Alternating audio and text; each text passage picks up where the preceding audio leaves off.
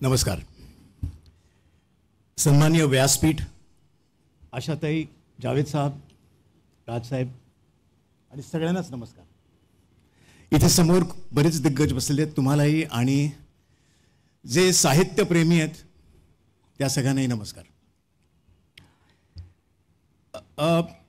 मला जेव्हा राजसाहेबांनी फोन केला आणि सांगितलं की कविता सादर करायला ये, माझा पहिला प्रश्न हा होता की किती मिनिटं मिळणार.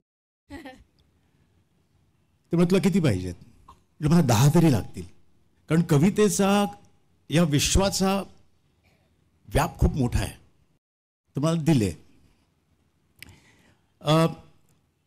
एक गोष्ट मला फक्त इथे म्हणायची कविता सादर करण्याच्या आधी, कविता नाही पण एक माझं जे भाष्य आहे की अभिजात पुस्तक प्रदर्शन हे मला खूप गरजेचं वाटतं. कारण ऑफकोर्स आपल्याला स्वाईप तर केलंच पाहिजे, पण स्वाईप करता करता आपण खरी पुस्तकं पण चालली पाहिजेत. पुस्तकांचा वास पण आपण घेतला पाहिजे, पानांचा. आणि त्यासाठी मी राजसाहेबांना अगदी अभिनंदन करतो त्यांचे की त्यांनी हा उपक्रम हाती घेतला आणि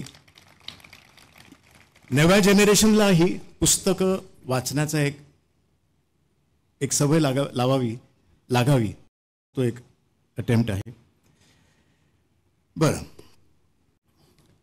भाषा म्हणजे निरंतर वाहणारी नदी, सगळं काही पोटात घेऊन खळखळ वाहणारी, मोक्यांना बोलतं नि थांबलेल्यांना चालतं करणारी. त्या नदीच्या काठावर एका पायरीवर मी बसलोय. ती संथ वातेच आहे, तिचं कसं लक्ष असणार. पण आज तिचा गौरव देणं, तिला शुभेच्छा द्यायला आलोय, तिच्या पायावर माथा टेकायला आलोय. माये ओ माये, झोपलीस की काय. छे, तू झोपलीस तर आमचं काय व्हायचं. सडा सारवणं, दळण कांडण, स्वयंपाक पाणी, धुणी भांडी, जेवणे खावणे, उष्टे खरकटे करून उरलेले 4 घास पोटात ढकलल्यावर ओसरीत आई घडीभर कलंडते. तशी कलंडली असशील, थकली असशील ना ग. मी तुझं लेकरू. सर्वप्रथम माझ्या जिभेला तुझ्या शब्दांचे घोस लागले. क ख ग घ ची बाबा गाडी घेऊन मी चालायला शिकलो. अ आ ई ची पैंजण माझ्या दुडू दुडू पायात छुमछुमली. अडगुलं मडगुलं पासून ते भजन कीर्तन, ओवी, आरती, अभंग, गोंध, पोवाडा, गवळणी, लावणी ऐकताना श्रीमंत झाले माझे कान. लायेत भिजलेल्या माझ्या बोबड्या शब्दांचं कौतुक झालं. मी बोलूच लागलो. बाहेर जाताना येतो म्हणायचं, मी फुटलेल्या बांगडीला बांगडी वाढली म्हणायचा रिवाज मला कळू लागला. मी मराठी झालो. जगण्याला नाद देणारी तू नदी, शतकांचे सूर्य उगवले मावळले, तू वाहतेच आहेस. माये तुझ्या काठावर लीळा चरित्र आणि ज्ञानेश्वरीचे 2 दीपस्तंभ तेवत आहेत. 2000 वर्षापूर्वी हाल नावाच्या राजाने खेडोपाडी फिरून सर्वसामान्य लोकांकडून कविता गोळा केल्या.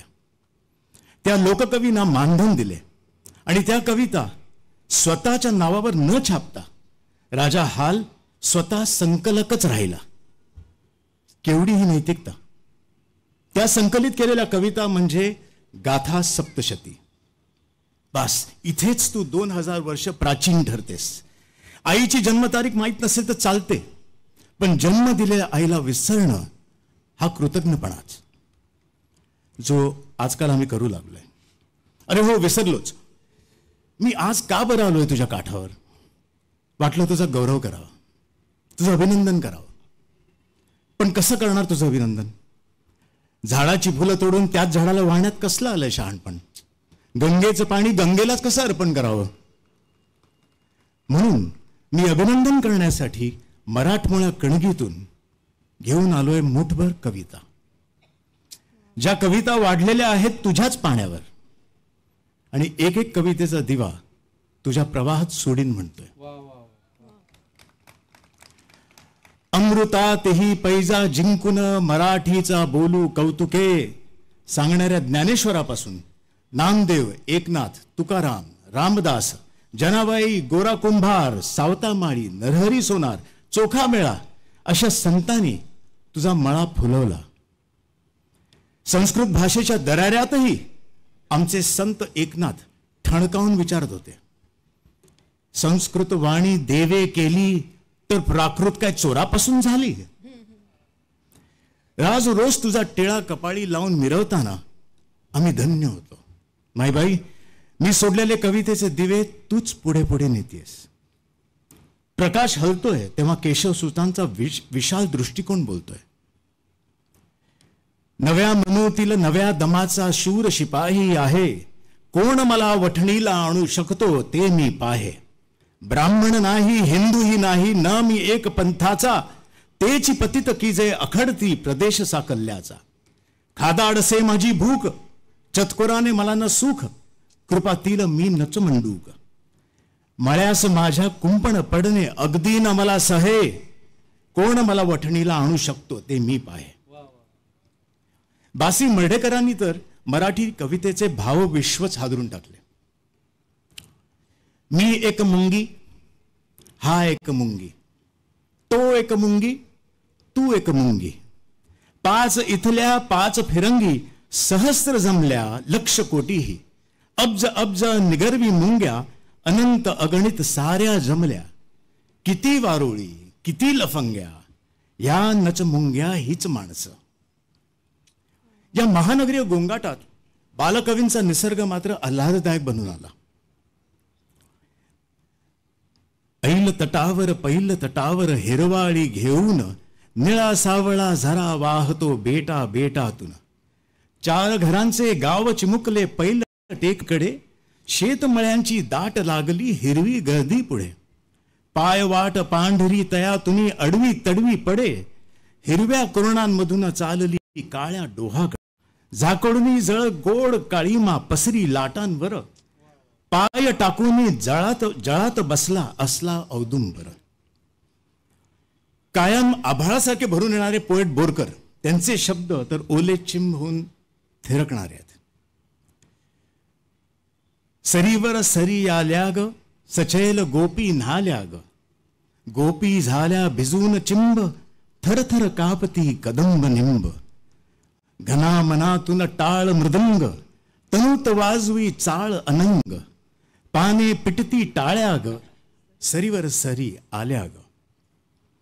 स्वातंत्र्यवीर सावरकरांची जहाल देशभक्ती त्यांच्या शब्दात उतरली. जयोस्तुते श्री महन्मंगले शिवास्पदे शुभदे, स्वतंत्रते भगवती त्वामह शशोयुता वंदे. राष्ट्राचे चैतन्य मूर्त तू नीती संपदांची, स्वतंत्रते भगवती श्रीमती राज्ञी तू त्यांची.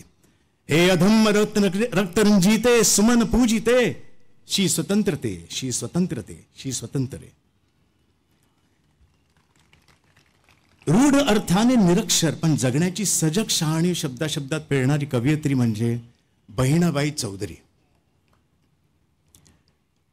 मन वढाय वढाय उभ्या पिकातलं ढोर, किती हाकला हाकला फिरी येत पिकांवर.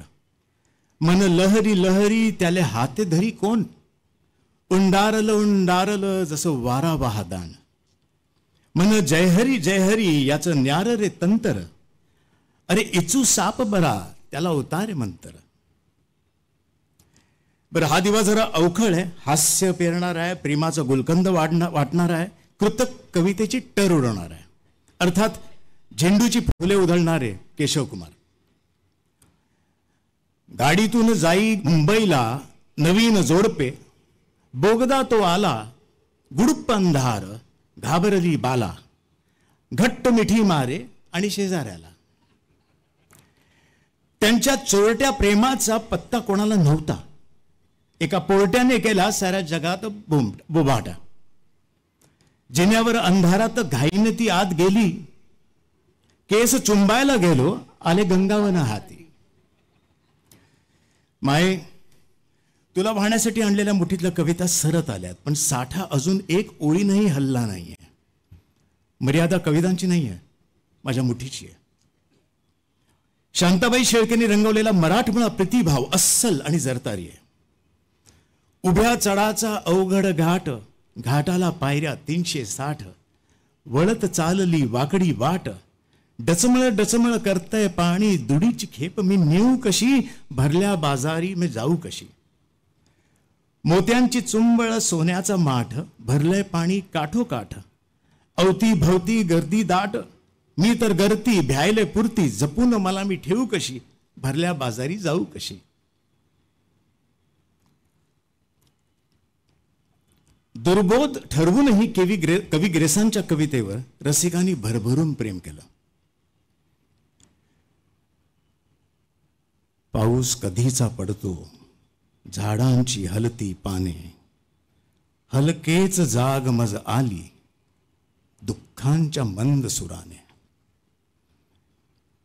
माये आता हा दिवा दाहक आणि सर्वांग पेटलेला आहे आणि पेटवणार आहे. विद्रोहाचा एल्गार करणारे नामदेव ढसाळ स्वातंत्र्य दिनाला संशयास्पद महाकाय भगोष्ट संबोधतात, तर स्वातंत्र्य कोणा गाढवीचं नाव आहे असा अंतर्मुख करणारे सवाल करतात. मुंबई मुंबई माझ्या प्रिय रांडे, ये व माझा स्वीकार कर. हादरवून टाकणारा हा विद्रोह कवितेला आणि भाषेलाही समृद्ध करणार आहे. बघ आता हा दिवा रानगंधाचा, रानातल्या कवितेचा, अर्थात रानकवी ना. दो महानोर. या नभाने या भुईला दान द्यावे आणि या मातीतून चैतन्य गावे. कोणती पुण्य अशी येती फळाला, जोंधळ्याला चांदणे लखडून जावे. परंपरा पचवून नवता मांडणारा प्रयोगशील कवी म्हणजे अरुण कोल्हटकर. बाईंचं 28 युगांचं एकटेपण या कवीला सखोल अडकलंय. कोणीतरी रडतंय मगापासून, कोणीतरी रडत होतं रात्रभर, कोणीतरी रडत बसलंय युगानुयुग. तूच का ग? पण तू का रडतेस अशी अविरत? रडायला काय झालं तुला? कोण म्हणालं का काही? कोणी मारलं का? कुठं दुखतंय का? खुपतंय का कुठं काही? तू का रडते आहेस एकटीच इथं या अरण्यात बसून? की तूच हे अरण्य आहेस रडणार? कवी किती द्रष्टा असतो, त्याने कधीतरी लावलेला दिवा पुन्हा पुन्हा प्रकाश देत असतो. बिंदा करंदीकरांच्या या कवितेतला दिवा आजही किती जिवंत आहे. ते तुमच्या तोंडावर थुंकले, तुम्ही त्यांच्या तोंडावर थुंकलात. ते तुमच्या तोंडात थुंकले, तुम्ही त्यांच्या तोंडात थुंकलात. ते पुन्हा थुंकले, तुम्ही पुन्हा थुंकलात. ते तुम्ही ते थुंकीच थुंकी. सारांश, थुंकी थुंकीत थुंकली. अगा महाभागानो, त्या पिगदाणीला काय वाटेल? वर्तमानाची जर का गोष्ट निघाली तर रात्र संपेल पण पहाट होणार नाही. प्रेम म्हणजे प्रेम असतं, तुमचं आमचं सेम असतं असं म्हणणारे मंगेश पाडगावकर एका बिचाऱ्या प्रेमाळूचे अर्ज मांडताना धमाल करतात. मी कुठे मिळालो परी मिळावी, फक्त जरा बरी मिळावी. प्रयत्न मनापासून आहेत, मग किमान एकतरी मिळावी. स्वप्नात तसं खूप भेटतात, कधीतरी खरी मिळावी. हवीशी एक जखम एकदा तरी उरी मिळावी. गालावर खळी नको तिच्या, फक्त जरा हासरी मिळावी. चंद्रा इतकी सुंदर नकोच, फक्त जरा लाजरी मिळावी. मी कुठे म्हणालो परी मिळावी, फक्त जरा बरी मिळावी. मायबाई कविता कुठलीही असू देत, असते जगण्यातली ओल, आपण त्याला प्रेम म्हणतो. हा प्रेमाचा दिवा शेवटचा म्हणजे भैरवी प्रेमाची.